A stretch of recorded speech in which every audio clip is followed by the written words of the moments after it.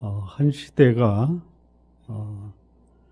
흥왕하거나 쇠퇴하는 것은 우연히 되는 것이 아니라 그 시대의 흐름 속에서 그 시대의 흥망성쇠를 알 수 있습니다. 한 국가를 구성하는 국민들, 그들의 삶의 형태, 그리고 한 국가의 정책, 사회 현상들을 보면 그 국가의 미래를 어느 정도 짐작할 수가 있습니다. 지금 우리나라의 국민들이나 국가 정책이나 사회 현상을 보면 우리 국가의 미래는 어떻다라고 생각하십니까? 밝다, 흐리다, 깜깜하다. 비록 흐려도 밝은 날을 기대하며 살 수 있겠다.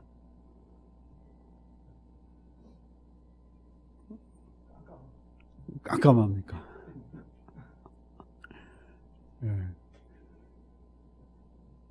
새벽이 가까울수록 깜깜합니다.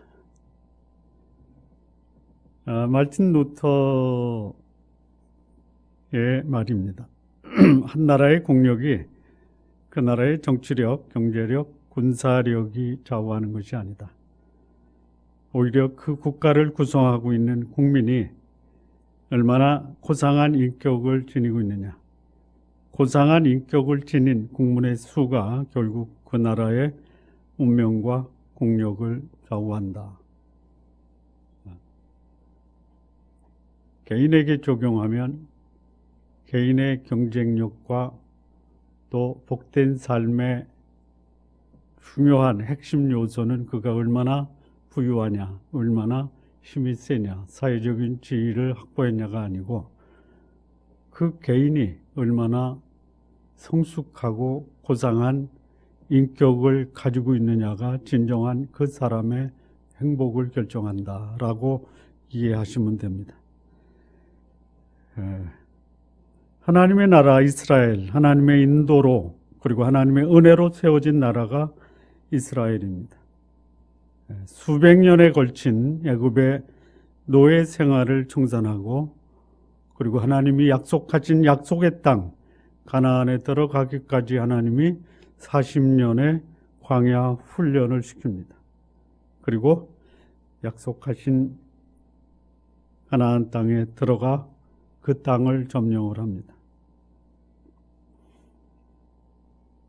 가나안 땅의 전쟁이 그쳤지만 여전히 가나안 땅은 정복해야 되고 몰아내야 될 그 대상들이 남아 있습니다.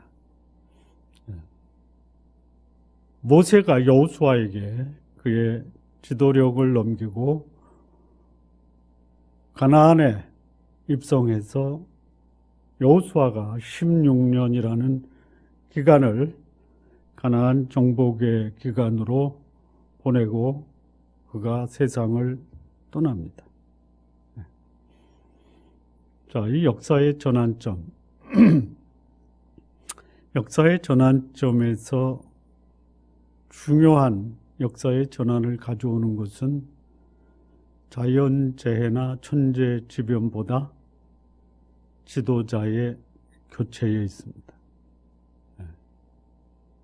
역사를 통해서 보아왔던 것입니다. 그만큼 한 공동체나 국가를 통치하는 지도자는 그 공동체와 국가의 미래를 결정짓는 중요한 역할을 합니다. 그래서 그 지도자가 어떤 정책을 피느냐 또는 지도자가 어떤 윤리의식을 갖고 있느냐 이것이 그 지도자가 통치하는 국가의 또는 국민의 소위 운명을 결정할 수 있는 중요한 요소다라는 것이. 이게 국가 단위로 보면 그렇고 그 사회 단위로 봐도 그렇고 가정 단위로 봐도 그 작은 공동체로부터 큰 공동체에 이르기까지 지도자의 역할은 대단히 중요하다. 좋은 가정에 좋은 아빠와 엄마가 되시기 바랍니다. 예. 이 모세가 여호수아를 후계자로 지정했을 때 이 여호수아의 나이가 90세 초반입니다. 90세. 그러니까 지도자로 세움을 받는 게 나이에는 관계가 없죠. 네. 없죠. 모세는 80세에 하나님의 부름을 받습니다. 그리고 여호수아는 모세와 함께 이스라엘 백성을 함께 광야에서 인도하면서 훈련을 받고 90세에 이스라엘의 지도자로 지정을 받습니다. 그리고 여호수아가 떠날 때 나이는 110세였다라고 합니다. 그러니까 이 여호수아의 가나안 정복과 통치 기간은 15년에서 한 20년 그 사이 정도라고 할 수 있습니다. 여호수아가 세상을 떠난 후에 이스라엘이 서서히 그 이스라엘 백성들의 의식 속에서 그들이 거룩한 하나님의 백성이다라고 하는 이 민족 의식이 서서히 사라지기 시작합니다. 그러니까 민족혼을 잃어버리면 민족이 사라질 수가 있어요. 한 가정의 공통 분모인 가치관이 제대로 형성이 안 되면 그 가정은 몇 세대 못 가서 그냥 그 가정의 흔적조차도 사라질 수 있어요. 어느 분이 10남매를 두고 세상을 떠났는데 불과 2세대가 지나고 나니까 그 가족이 소위 모래알처럼 흩어지고 남은 게 없어요. 왜 그랬습니까? 그 가족 구성원을 묶어주는 가족 공동체의 가치관이 없었기 때문에 그냥 무너지는 거예요. 우리 성도님들, 내가 가지고 있는 바람직한 가치관이 있다면 후손들에게 공유하십시오. 프린스턴 대학의 블랙 우드라고 하는 교수가 부모가 자녀에게 남겨줄 중요한 유산 3가지 말씀하셨죠. 기억나십니까? 첫째, 좋은 추억 남겨주라. 나 그때 우리 아빠와 엄마와 누렸던 아름다운 추억이 있다. 그 추억을 생각하면 내 마음에 기쁨과 감동이 온다. 만들어 주십시오. 2번째는 뭐죠? 좋은 습관입니다. 습관. 좋은 습관이에요. 무슨 습관? 이런 습관 남겨주십시오. 집안에 경사가 있으면 작은 선물을 함께 나눈다. 좋은 습관이죠. 나보다 어려운 가족이 있으면 도와준다. 이런 습관. 이 습관이 모여서 뭐가 되느냐? 그 집안의 문화가 되고 전통이 되는 거예요. 3번째는 뭡니까? 3번째 부모가 자녀에게 남겨줄 유산 3가지. 첫째는 추억, 2번째는 습관, 3번째는 가치. 가치 맞습니까? 네. 이 3가지를 남겨줘야 돼요. 우리 부모님이 나에게 무슨 가치를 남겨주셨는가? 남기시기 바랍니다. 저는 우리 가족들에게 우리 4가지는 꼭 간직하고 계속해서 우리 가정의 가치로 다음 세대, 그 다음 세대까지 계속 계승시키자.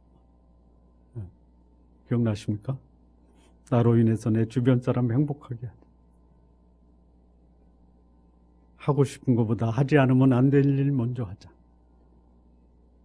한번 약속한 거 목에 칼이 들어와도 반드시 지키자. 그 다음에 또 하나 뭐죠? 아,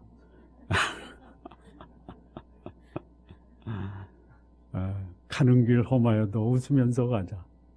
예. 단어로 남기는 것보다 풀어서 남기는 게 훨씬 예, 좋은 것 같아요. 자, 이 여호수아가 떠납니다. 떠납니다. 그런데 여호수아가 떠난 후에 이스라엘 백성들이 보여준 모습이 무엇인가? 소위 지도자 없이 여호수아가 떠납니다. 그러니까 그 시대가 뭐냐? 사사시대입니다. 사사시대. 사사시대는 사실 지도자가 없었다라기보다는 공식적으로 승계된 지도자가 없이 그때마다 하나님이 지도자를 세우신 거예요. 네. 그러니까 공식적 또는 합법적 절차와 승계된 지도자 없이 사사시대로 넘어가는 거예요. 네. 물론 하나님이 지도자이십니다. 여러분, 하나님이 지도자이기 때문에 사람이 다음 지도자 안 세워도 된다. 안 세워도 돼요. 사실 하나님이 이스라엘의 왕을 허락하신 것은 이스라엘의 지도자가 없어서 왕을 세운 게 아니라 이스라엘 백성이 나를 버렸다라는 거예요. 하나님을 버렸다라는 거예요. 그러니까 이스라엘의 진정한 지도자는 누구냐? 하나님이에요. 예. 그런데 그 하나님을 이스라엘 민족이 자기의 지도자, 통치자로 인정하지 않고 힘들고 어려울 때는 하나님께 매달리는데 일이 잘 풀리면 하나님을 배반하는 거죠. 이 사람들의 속성이라는 게 풀어지잖아요. 안 보이면. 나를 보호하고 있는 사람이 안 보이면 자유를 누리다가 자유가 지나쳐서 방종으로 발전하는 것이 사람들의 속성이에요. 거기에 그야말로 포악한 지도자가 있다. 그럼 쑥대밭이 되는 거예요. 건강하고 바람직하고 자비롭고 강력한 리더십이 있으면 그 속에서 구성원들은 평온을 누리는 겁니다. 그래서 우리 구성원들이 평온을 누릴 수 있는 지도자를 하나님께서 우리에게 허락하시도록 구해야 돼요. 지도자 잘못 만나면 그냥 백성들이 거의 삶이 황폐되고 방황하게 되고 그런 지도자를 구할 수 있어야 돼요. 모세는 여호수아를 남겼어요. 그래서 가나안을 정복했어요. 완전한 정복은 아니지만 여호수아가 살아있는 동안 가나안 정복은 계속이 됐습니다. 그런데 여호수아가 떠날 때 여호수아는 자신을 이어서 이스라엘 백성을 통치할 지도자를 세우지 않고 떠났습니다. 떠났어요.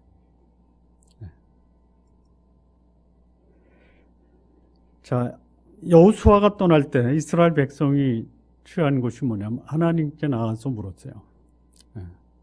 하나님이 이스라엘 백성을 방치하거나 외면하시는 분이 아닙니다. 애굽에서도 마찬가지, 광야에서도 마찬가지. 그런데 하나님의 백성들이 환경의 영향을 받아요. 굉장히 영향을 받습니다. 강력한 지도자 모세가 있었음에도 불구하고 이스라엘 백성은 광야에서 거의 40년 동안 두 가지 극복하는 훈련을 받습니다. 두 가지 극복하는 게 뭐죠? 첫째는 원망, 두 번째는 불평. 왜 그래요? 원망과 불평이 언제 나옵니까? 환경이 어려우면 이 환경을 허락하신 하나님의 의도에 관심이 있는 것이 아니라 나 죽겠다 여기에만 관심이 있는 거예요. 지도자가 있음에도 불구하고 그렇다는 거예요. 지도자가 없다 이거예요. 하나님이 애굽에 300년 기간 동안 이스라엘 백성 보호하셨어요. 궁극적으로 뭐냐? 민족을 이루기 위한 거대한 나라를 하나님이 애굽에서 이루신 거예요. 인큐베이터입니다. 근데 거기서 아우성을 쳐서 하나님이 가나안으로 인도해요. 근데 가나안에 들어갈 만한 그런 준비가 안 돼 있었잖아요. 숫자적으로는 돼 있지만 영적으로, 정신적으로 무장이 안 돼요. 그게 뭐예요? 환경에 너무 지나치게 영향을 받는다라는. 40년 걸려서 하나님이 가나안에 들어가게 하십니다. 자, 하나님이 하나님의 백성에게 기대하시는 것이 뭐냐? 거룩함이에요. 그리고 이 거룩함은 결정적으로 누가 모범을 보여주어야 되는가? 지도자입니다. 지도자예요. 여러분, 지도자가 있음에도 불구하고 하나님을 섬겼던 하나님의 백성이 우상을 만들어 놓고 그 우상이 우리를 애굽에서 인도하신 여호와다라고 그렇게 우상 숭배하는 것이 하나님의 백성들의 아주 속성이에요. 거기 강력한 지도자 모세가 진노를 내리고 아니다라고 이스라엘 백성을 바로 잡아요. 자, 이 성경의 역사는 소위 믿음의 조상들의 역사입니다. 소위 믿음의 계승의 역사예요. 소위 리더십의 역사다라는 거예요. 근데 리더십이 단절이 된다. 그러면 그 믿음의 공동체는 방향을 상실하게 돼 있다라는 거예요. 하나님이 없어서가 아니에요. 사람의 속성이 그런 거예요. 자, 하나님이요, 모든 리더를 장자에게 맡긴 것이 아닙니다. 장자가 바람직한 모습으로 성장을 해서 공동체 구성원에게 신뢰와 존경을 받으면 리더로 세워요. 하자가 없어요. 근데 반드시 그러지 못했다라는 거예요. 이삭의 아들 에서와 야곱에서 에서나 야곱이나 그의 삶이나 인격을 보면 그냥 비슷하죠. 그렇죠? 하나님의 은혜로 야곱을 리더로 세웁니다.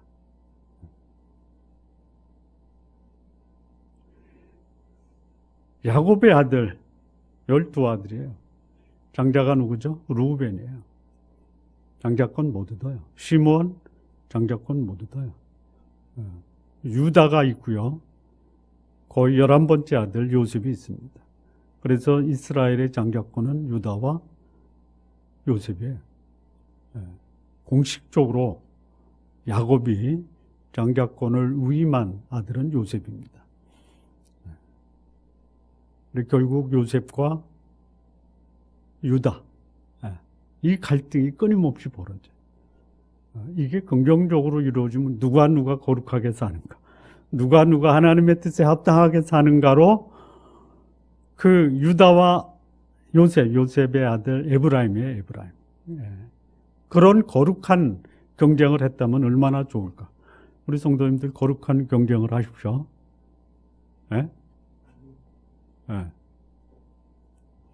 그거 이어가지를 못한 거예요. 자, 이 리더십을 남기느냐 안 남기느냐, 사람이 하나님 대신할 수 없어요. 그런데 하나님을 두려워하고 경외하는 지도자가 있다면 그 구성원은 하나님의 은혜와 하나님의 보호 가운데서 안전히 살 수 있다라는 거예요. 모세를 대신한 여호수아, 가나안을 정복하는 중요한 책임을 맡고 가나안에 들어갔는데, 가나안을 정복하는 책임 못지않게 중요한 역할이 뭡니까? 정복한 가나안 땅을 끝까지 거룩하게 보존하는 그 역할도 살아생전에 하고 떠났어야 되는 거예요. 나 간다. 후일은 알아서 하라. 이러면 안 되는 겁니다. 여호수아가 이스라엘의 모든 장로들, 백성들을 모아놓고 강력한 고별 설교를 해요. 나와 내 집은 여호와를 섬기겠다. 그러니 너희는 오늘날 너희 섬길 자를 택하라. 예, 그런 마지막 여호수아의 고별 설교를 듣고 전 이스라엘이 우리는 여호와를 섬기고 그의 말씀을 따라 살겠습니다라고 하나님과 여호수아 앞에서 다짐을 해요. 그거를 끝까지 이끌고 나갈 수 있는 리더십이 없어요. 그러면 그냥 흩어지는 거예요. 이게 여호수아가 지도자를 세우지 않고 세상을 떠나고 그것이 이스라엘 민족에게는 결정적인 혼란과 하나님을 버린 타락의 전조였다라는 것이. 이스라엘 백성이 이렇게 얘기해요. 여호수아가 백성에게 이르되 너희가 여호와를 택하고 그를 섬기리라 하였으니 스스로 증인이 되었다. 그들이 이르되 우리가 증인이 되었습니다. 뭐라고 얘기했냐면요. 백성이 여호수아에게 말하되 아니니이다. 우리가 여호와를 섬기겠나이다. 여호수아 24장 21절 22절 말씀. 우리 성도님들 다짐은 하십시오. 그런데 맹세는 하지 마십시오. 예? 여기 지금 맹세하는 거예요.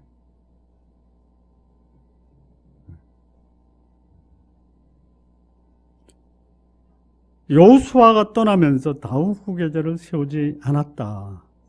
우리 지난 시간에 좀 설명을 드렸어요. 사람이 없는 게 아니에요. 있어요.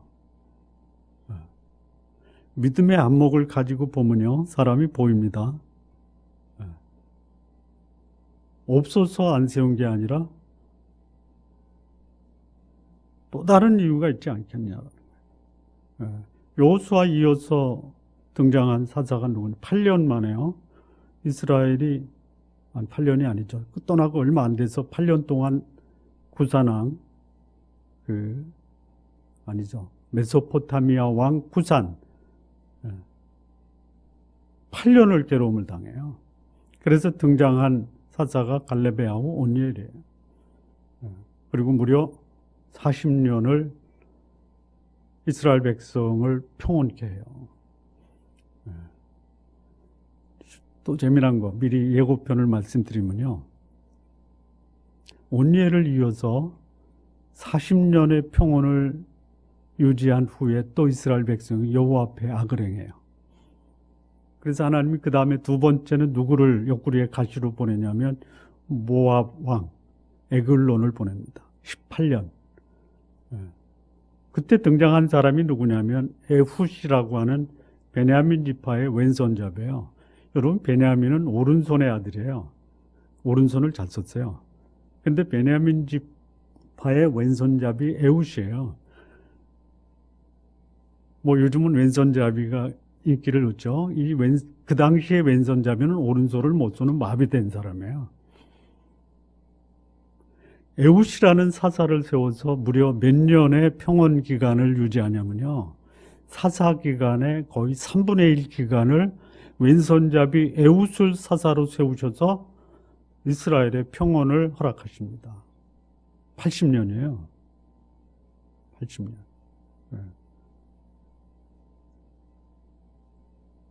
여호수아가 후계자를 세웠다면은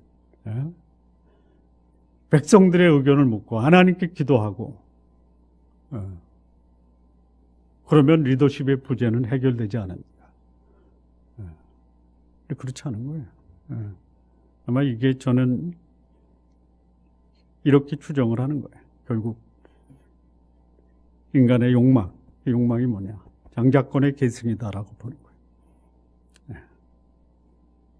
아마 여호수아가 속해 있는 에브라임 지파, 여호수아가 에브라임 지파입니다. 자기를 이어서 이스라엘 백성을 이끌고 나갈 마땅한 지도자가 없지 않았나. 다른 지파는 있어요. 세우기 싫은 거예요. 그것도 유다 지파예요. 지난 시간에 말씀을 드렸는지 모르는데 이 갈렙이 정통 유다 지파에 속한 아브라함의 혈통이 아니죠. 아브라함의 혈통은 맞아요. 아브라함의 혈통은 맞아요. 왜냐하면 이 갈렙은 에돔 사람입니다. 에돔은 에서죠. 이삭의 아들이에요. 아마 야곱의 아들이 아닌 12지파에 속한 정통, 야곱의 혈통이 아니기 때문에 안 세운 것이 아닌가라고 생각을 해보는 거예요. 근데 사실 어느 지파냐, 어느 혈통이냐, 이거 하나는 별로 중요시 여기지 않아요. 지도자를 세울 때는 어떤 지도자를 세워야 돼요? 그가 하나님 앞에 거룩하고 합당한 삶을 사느냐, 그리고 그 공동체를 구성하는 구성원들에게 신뢰와 존경을 받느냐, 이게 지도자를 세우는 결정적인 요인. 그러지 못했다라는 거예요. 그래서 그 공동체, 이스라엘 민족 공동체는 흩어지는 거예요. 이게 이제 여호수아가 죽은 후에 나타난 첫 번째 모습입니다. 자, 그런데 또 아주 참 감동적인 모습이 있습니다. 이스라엘 백성이 여호수아가 떠난 다음에 어떻게 하냐면 1절, 2절인데요. 여호수아가 죽은 후에 이스라엘 자손이 여호와께 여쭈어 이르되 우리 가운데 누가 먼저 올라가서 가나안 족속과 싸우리이까? 여호와께서 이르시되 유다가 올라갈지니라. 보라, 내가 이 땅을 그의 손에 넘겨 주었노라 하시니라. 여호수아가 죽은 후에 이스라엘 백성들이 어떻게 하냐? 여호와와 직접 대면해서 그 여호와의 뜻을 물어요. 그리고 그 여호와의 뜻대로 행동을 합니다.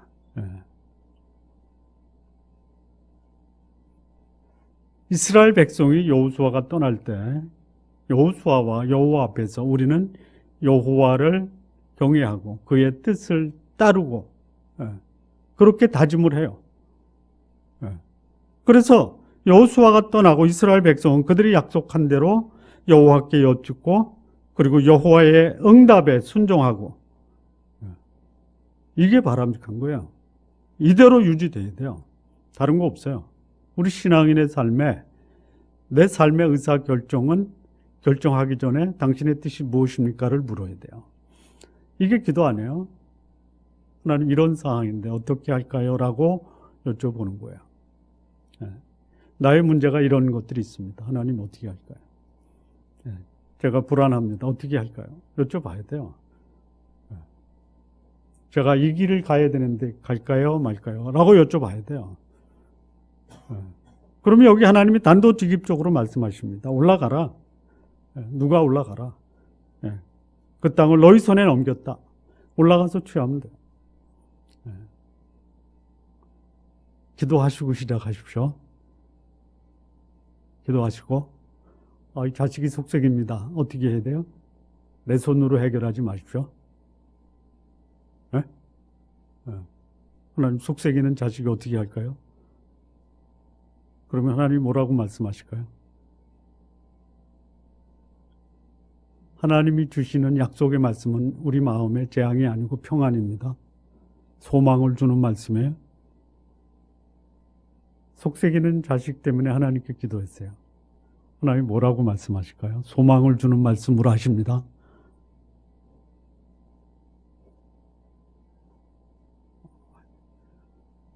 어떻게 말씀해 주셨으면 좋겠어요.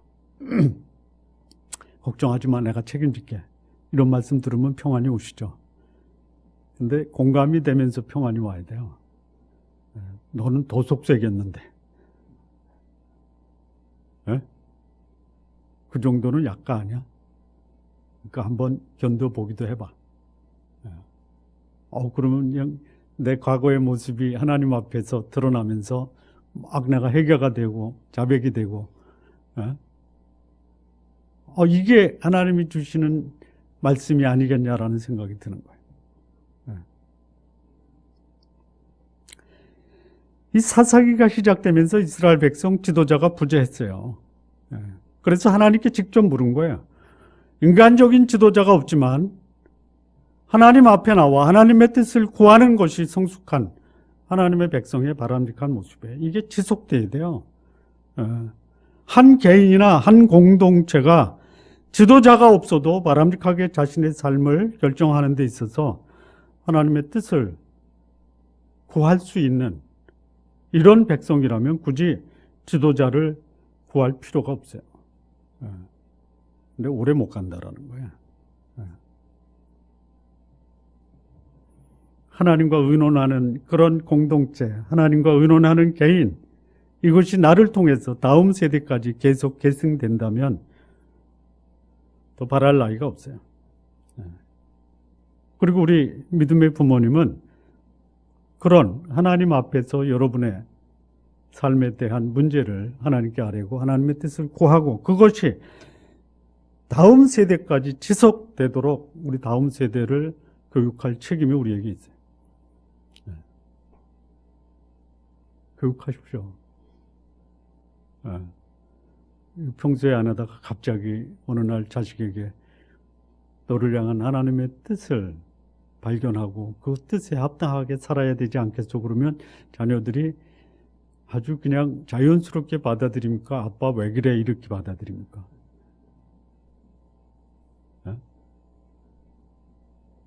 내가 하나님 뜻에 합당한 삶을 살면서 그 삶을 본 자녀들이 문제가 있을 때 아빠의 조언을 듣고자 할 때 어떻게 해야 되느냐. 아빠의 모습이 자녀에게 계승되도록 영향을 줘야 된다. 이 역사는요, 진행형이에요. 새로운 도전, 모험 계속 나와 우리 다음 세대 자녀들에게 나타나는 거예요. 역사는 반복되는 거예요. 그 반복될 때에 악순환의 반복이 돼서는 안 됩니다. 역사는 계속 발전하고 성숙해 나갈 수 있도록 우리 가정, 우리의 공동체를 잘 관리하고 교육시켜야 된다는 거예요.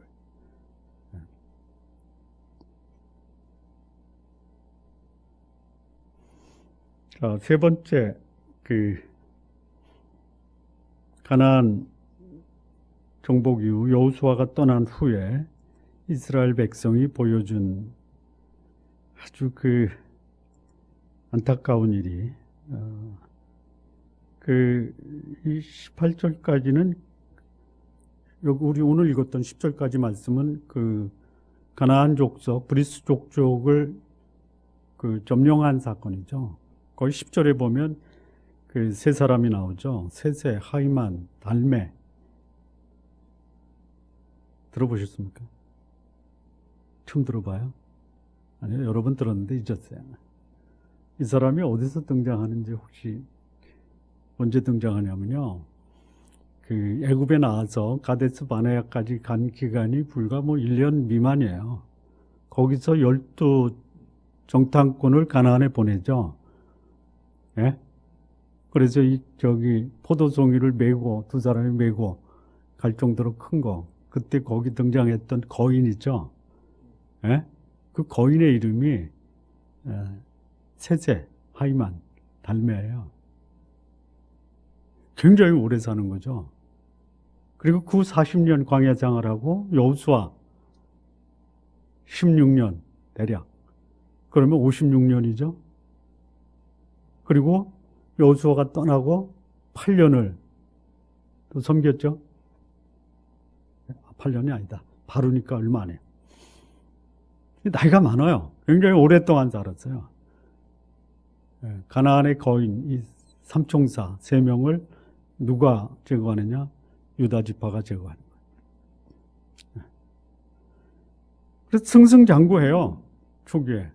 여러분, 하나님 뜻에 합당한 삶을 살면요, 그 문제가 무엇이든, 세세, 하이만, 달메라고 하는 이 장대한 거인이 그 땅에 버티고 있어도요, 극복해요. 무너져요. 19절에서 21절 보면요, 여호와께서 유다와 함께 계셨으므로 그가 산지 주민을 쫓아내었으나 골짜기의 주민들은 철병거가 있으므로 그들을 쫓아내지 못했다. 산지는 쫓아냈는데 골짜기 하면 그래도 살기 좋은 곳이죠. 거기 철병거가 있었어요. 두려워서 감히 정복을 못해요. 20절 보면 그들이 모세의 명령대로 헤브론을 갈렙에게 주었더니 그가 거기서 안악의 세 아들을 쫓아내었고, 누굽니까? 세세, 하이만, 달메. 그런데요, 21절 보시죠. 베냐민 자손은 예루살렘에 거주하는 여부스 족속을 쫓아내지 못했으므로 여부스 족속이 베냐민 자손과 함께 오늘까지 예루살렘에 거주하지라. 가나안 거민과 동거하는 거예요. 쫓아내지 못하고. 요소에 하나님 없이 살아가는 강력한 대적들이 남아 있었던 거예요.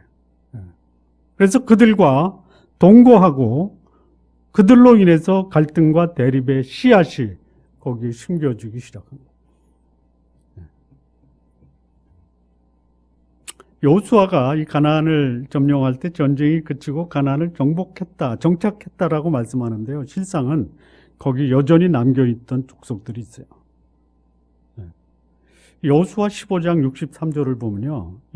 예루살렘 주민 여부스 족속을 유다 자손이 쫓아내지 못하였으므로 여부스 족속이 지금까지 유다 자손과 함께 예루살렘에 거주했다. 여호수아 16장 10절을 보면요. 그들이 게셀에 거주하는 가나안 족속을 쫓아내지 아니하였으므로 가나안 족속이 오늘까지 에브라임 가운데 거주하여 노역하는 종이 되니라. 어둠의 세력이 약하면요. 무릎을 꿇어요. 잠시에. 여호수아 17장 12, 13절을 보면요. 므낫세 자손이 그 성읍들의 주민을 쫓아내지 못하며 가나안 족속이 결심하고 그 땅에 거주했다. 이스라엘 자손이 강성한 후에야 가나안 족속에게 노역을 시키고 다 쫓아내지 아니했다. 그러니까 여호수아가 죽자 이스라엘 백성이 여호수아가 완성하지 못한 가나안 족속을 가나안에서 쫓아내기 위한 전쟁을 감행해요. 그것을 여호와께 여쭙고 응답받으면서 전쟁을 감행한 거예요. 의도가 좋았습니다. 결과도 여호수아와 동일한 모습으로 마무리를 줘요. 어떻게 해요? 정복할 만한 족속은 점령을 하는데 점령하지 못하고 약간 부담이 되는 족속은 그냥 남겨둔 거예요. 타협을 하는 거예요. 지금은 이스라엘이 강하기 때문에 가나안 족속이 노역을 하지만 이것이 결국 올무가 되는 거예요. 이거를 모세가 하나님께 받아서 이스라엘 민족에게 사전에 이미 광야에 있을 때 경고를 해요. 민수기 33장 55절을 보면요. 너희가 만일 그 땅의 원주민을 너희 앞에서 몰아내지 아니하면 너희가 남겨둔 자들이 너희 눈의 가시, 너희 옆구리를 찌르는 것이 되어 너희가 거주하는 땅에서 너희를 괴롭게 할 것이요. 온전한 순종을 하지 않고 타협하고 순종이 제대로 안 되면 그것이 결국 어떻게 되냐? 눈에 가시. 눈에 가시 찔린 적 있어요? 눈에 뭐죠? 티가 들어가도 불편하죠? 찔러봐요. 어떻게 되겠어요?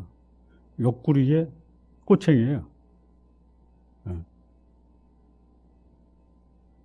여호수아도 그 인생 죽음을 앞두고 이런 고별 설교 중에 이런 말을 합니다. 확실히 알라. 여호수아 23장 13절에.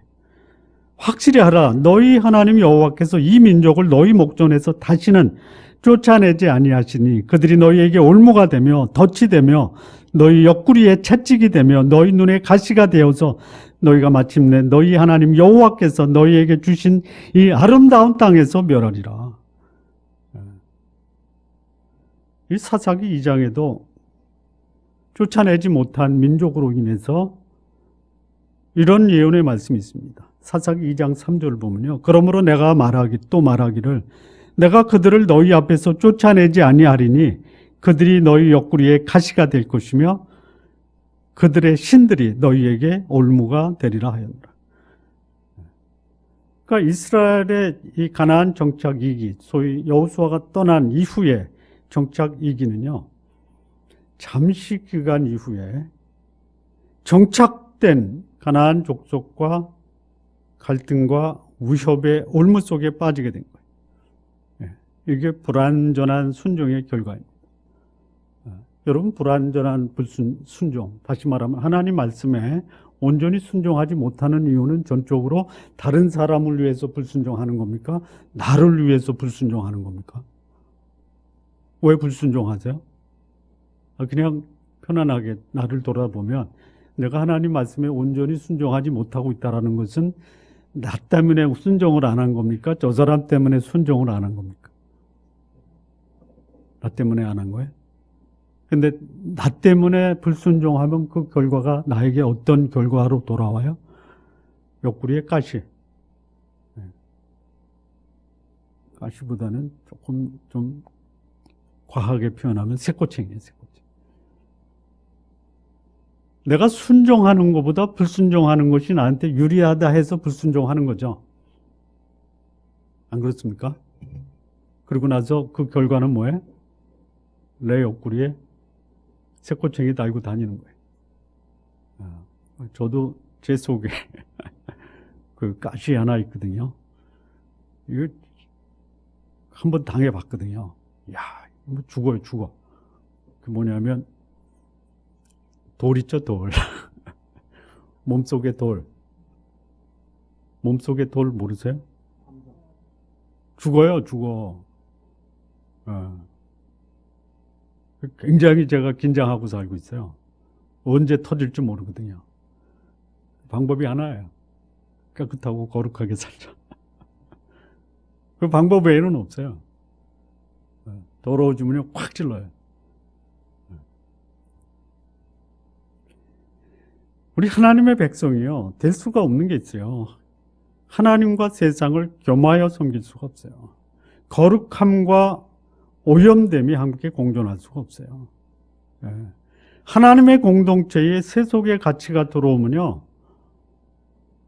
그 세속을 받아들여서 오염된 하나님의 백성은요, 그 공동체 자체를 무너뜨리게 한다라는 거예요. 내 삶 자체가 무너지고 말아요. 이게 여호수아가 죽은 후에 이스라엘 공동체에서 나타난 모습이에요. 자, 이 마무리 지문요, 과거나 현재나 조직이나 공동체에서 이 건강한 공동체를 지속적으로 유지하는 것은 건강한 지도자의 계승이에요. 한 공동체, 가정, 교회, 국가는 다음 세대를 이끌어가는 지도자를 세워야 돼요. 우리 자녀들 교회 나가게 하고 성경 공부하게 되고, 또 다른 교회 선생님이, 주일학교 선생님이 잘 가르치면 되겠지. 잘 됩니다. 부모 역할을 해야 돼요. 우리 아들들이 너한테 가장 큰 영적 영향을 준 사람이 누구냐? 그러면 저는 저라고 할 줄 아는데 안 그러더라고요.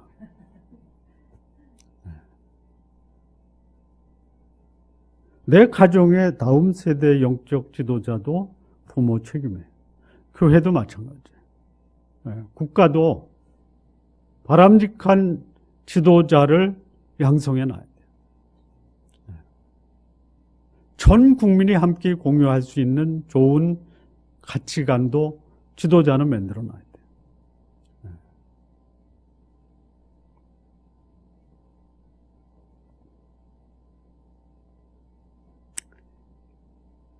하나님의 백성도 피할 수 없는 그 유혹 중에 하나가 뭐냐면 평안보다 편안을 추구해요.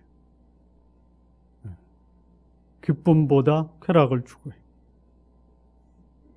여러분, 편안한 것을 추구하다가 평안을 잃어버려요.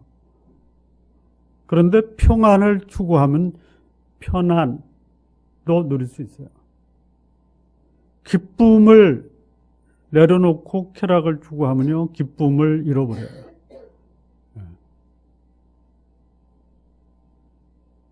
신앙의 공동체가 계승해야 될 중요한 가치가 뭐냐? 바람직한 지도자를 세워서 바람직한 가치와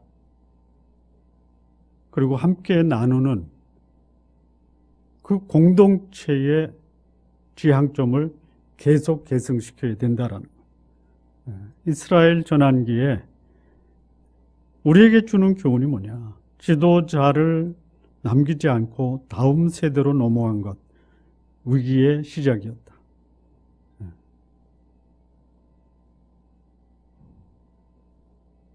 우리 시대에 우리 가정, 우리 교회, 우리 국가 기도해야 됩니다. 내가 또 몸소 실천을 해야 돼. 하나님 마음에 합한 우리 가정의 영적 지도, 리더십이 계승될 수 있도록 자녀들을 잘 키우시고, 하나님의 뜻을 최고의 가치로 여기고 다소 불리하더라도 또는 희생이 있더라도 하나님 뜻에 온전히 순종할 수 있는 그런 자녀, 구성원들, 우리의 공동체가 만들어내야 됩니다. 우리 좋은나무 교회 성도 여러분, 다음 세대를 키우고 하나님의 뜻에 온전히 순종하는 하나님의 백성, 그런 모습이 우리의 가정, 또 우리의 가족, 우리의 교회가 되도록 우리 성도님들 함께 기도하고 그 일에 힘을 모으시기를 진심으로 바랍니다. 기도하시겠습니다.